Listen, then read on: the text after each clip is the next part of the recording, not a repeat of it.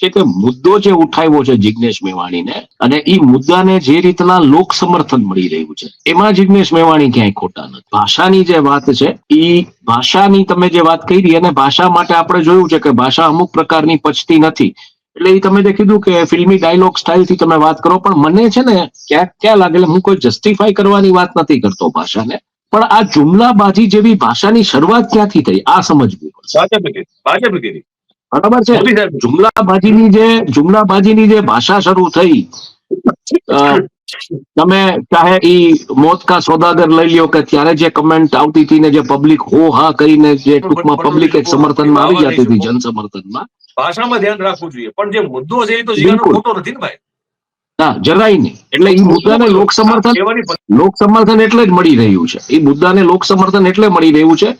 અને ભાષાની તમે જે વાત કરી, તો આ ભાષાની શરૂઆત, આ પ્રકારની ભાષાની શરૂઆત મેં તો અહીંયા જોયું છે. ટેબરચોક રાજકોટમાં સભા હતી, એમાં કહેવામાં આવ્યું કે સોનિયાબેન એટલે એક વિધવા સ્ત્રી માટે કે સોનિયાબેન તમે કયો ત્યાં, તમે કયો ત્યારે, તમે કયો એ સમયે, અને તમે કયો એવી રીતે, ઈ જયારે તમે કયો એવી રીતે બોલે ને ત્યારે પબ્લિક તાલીઓ પાડતી. ત્યારે ભાષા નહોતી. દારૂનો ધંધો વર્ષો જૂનો છે, ચાલે છે. એક કેવિયેટ હું આપી દઉં, હું દારૂ પીતો નથી, પણ મારા તમામ મિત્રો એવા છે મોટા ભાગના જે પીવે છે ને જે પીવા બેસે ત્યારે મને બોલાવે છે કે તમે તો